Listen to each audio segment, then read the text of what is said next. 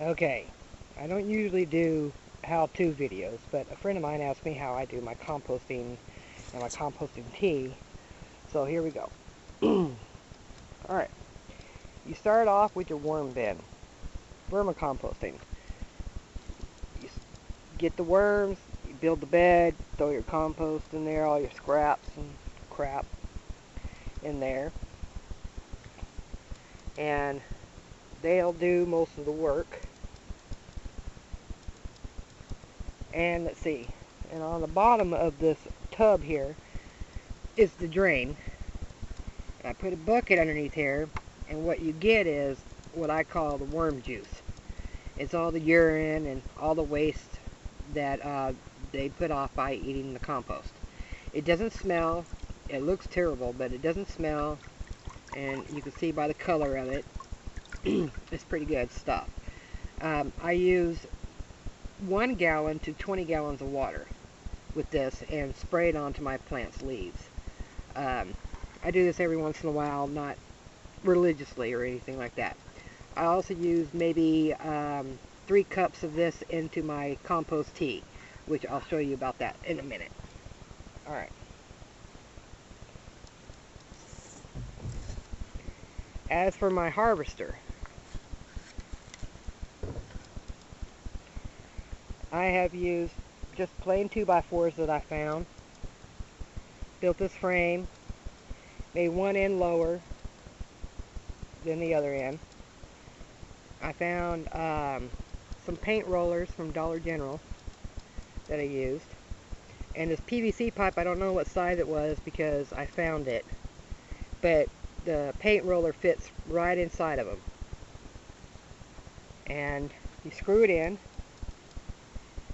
And I believe this is 12 inches apart. I'm not positive, but you can pretty much figure it out. And they roll. What I do is I get a bucket,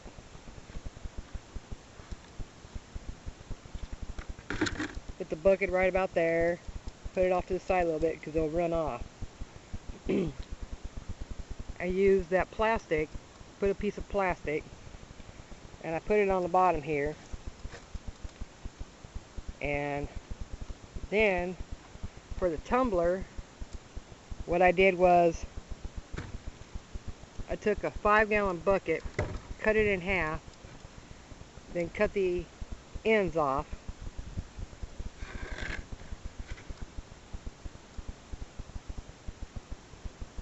Then I got a 1/8 hardware cloth. These are hard to find. A 1/4 would work, but I found that a lot of the worm eggs and so forth will go through it.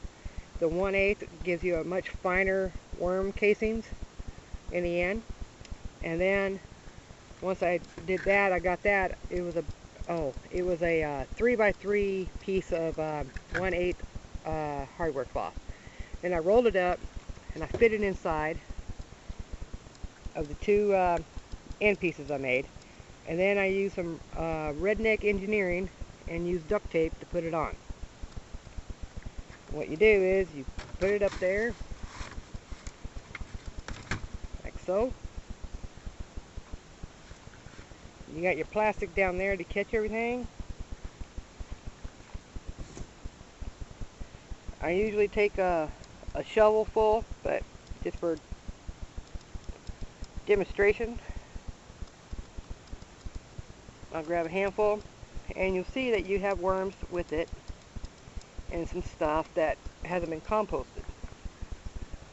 And you throw it in here, like so, and then you turn it.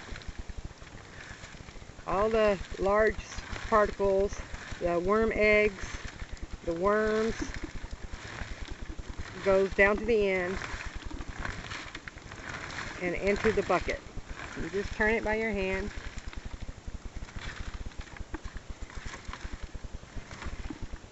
Okay. Oops. Got a worm left in there. So what you'll end up with on your plastic, you have the worm casings. Okay, and you collect that. And in the bucket, you'll have all the uncomposted, the worms, the worm eggs, and all that, and you just dump it back in, like so. Now you collect your worm casings. It's easy to do when you put the plastic down. You just wrap up the plastic, and then I put it in a bucket.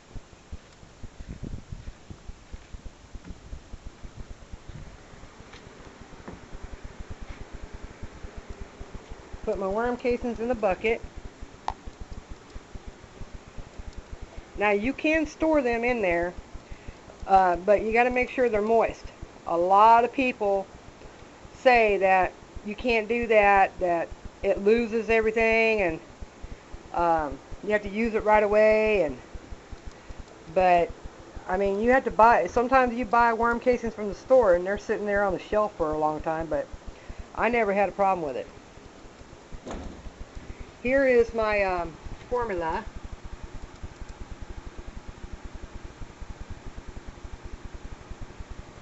So what I do is I take 3 cups, which is about 3 handfuls, toss it into the bucket.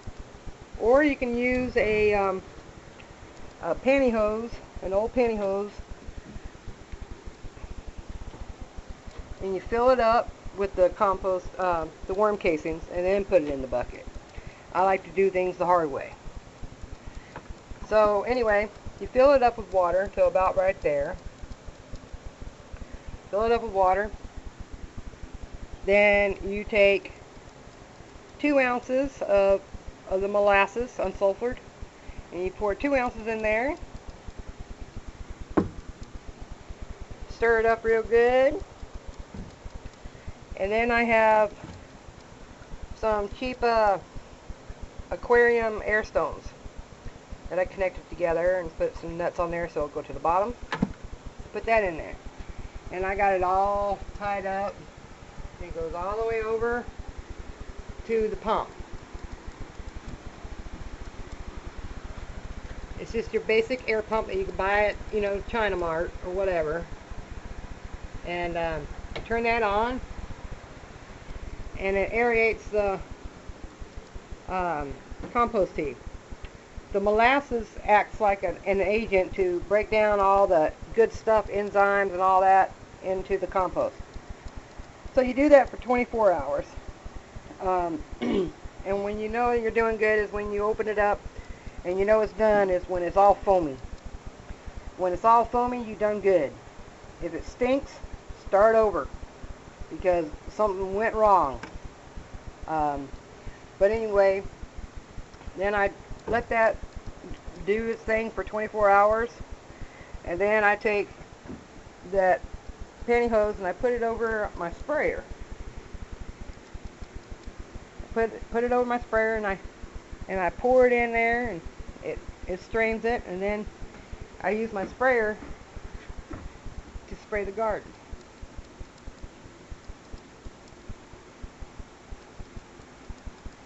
Now you can just do the steep method, where I use 6 of those handfuls, throw it in the bucket, and you don't have to use the air stones, but I do.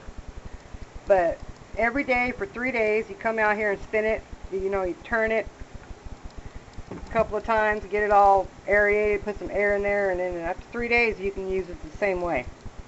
I just like it better. It just seems a lot stronger with the molasses method and everything. Now you can also just carry the bucket, and if you got a small garden, and take 1 cup, pour some on to 1 plant at a time. But when you got a large garden, a sprayer works really good. I also use an atomizer.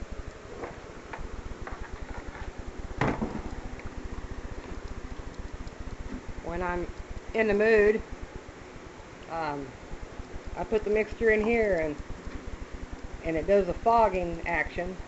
I use this for my pepper spray and all that, but sometimes I use it for my compost tea. It's really heavy. I mean, really heavy, especially when it's full. So and it's electric. So sometimes it's just a real pain in the ass to use. And so anyway, that's how you do that. And then I can show you how well it's working. Perfect example is my tomatoes.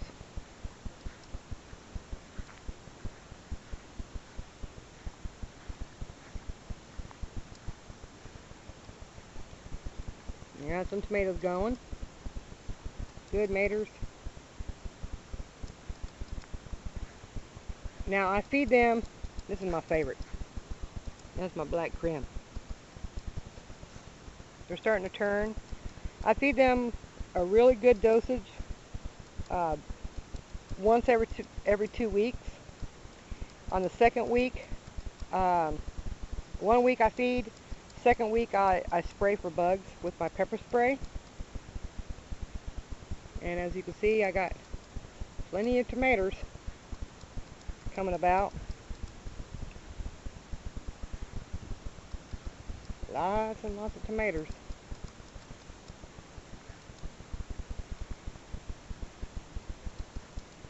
They're going all the way up.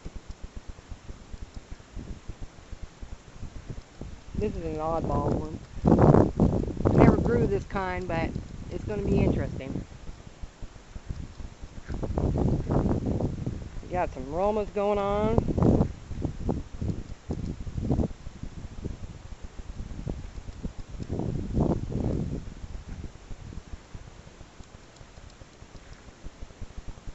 Plenty of flowers still going.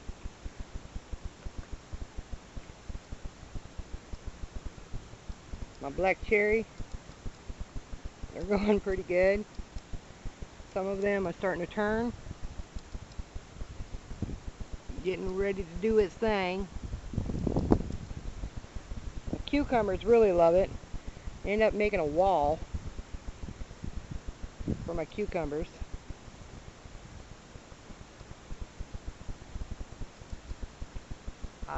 Pretty much everything really enjoys it. Look, a bee is doing its job. Did you come from Mississippi? I bet that bee came from Mississippi. Anyway, more tomatoes. Everything's looking good. My corn's looking good. My black queen looking good. My strawberries. Strawberries are doing pretty good. My potatoes, my pole beans, they're doing pretty good. My peppers, my onions,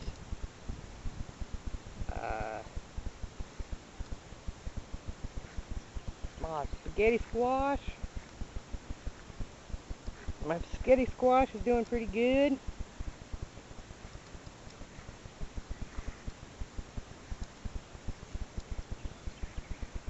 Everything's doing pretty good. So I think it works. Purple jalapenos.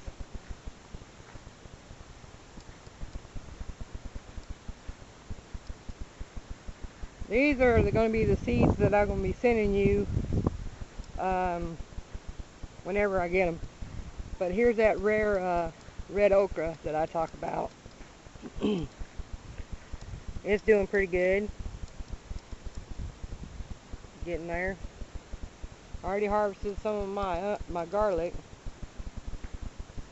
I got them hung up.